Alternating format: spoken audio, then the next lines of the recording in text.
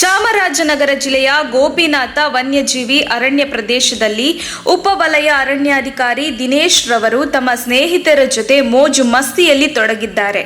ಅರಣ್ಯ ಇಲಾಖೆಯ ವಾಹನವನ್ನು ದುರ್ಬಳಕೆ ಮಾಡಿಕೊಳ್ಳುತ್ತಿದ್ದಾರೆ ಎನ್ನುವ ಆರೋಪ ಕೇಳಿ ಬಂದಿದೆ. ಅರಣ್ಯ ಕಳ್ಳಬೇಟೆ ತಡೆ ಶಿಬಿರದ ಸಿಬ್ಬಂದಿಯನ್ನು ತಮ್ಮ ಮೋಜು ಮಸ್ತಿಗಾಗಿ ಬಳಸಿಕೊಳ್ಳುತ್ತಿದ್ದಾರೆ. ಇಲ್ಲಿನ ಶಿಬಿರವನ್ನು ಲಾಡ್ಜ್ನಂತೆ ಬಳಸಿಕೊಳ್ಳುತ್ತಿದ್ದಾರೆ.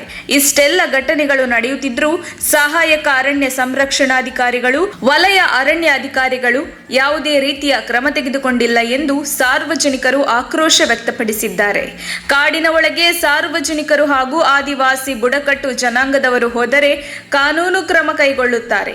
ಆದರೆ ಅಧಿಕಾರಿ ಮತ್ತು ಆತನ ಸ್ನೇಹಿತರು ಸರ್ಕಾರಿ ಸ್ಥಳದಲ್ಲಿ ಮಜಾ ಮಾಡುತ್ತಿದ್ದಾರೆ ಎಂದು ಆದಿವಾಸಿ ಬುಡಕಟ್ಟು ಜನಾಂಗದ ಮುಖಂಡರು ಆಕ್ರೋಶ ವ್ಯಕ್ತಪಡಿಸಿದ್ದಾರೆ. ವರದಿ ಚಂದ್ರ ಹಾದನೂರು.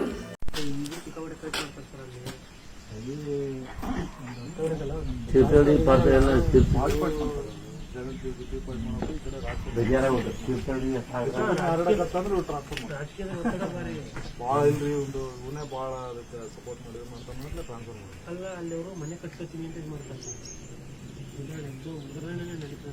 ಮನೆ ಕಟ್ತೀನಿ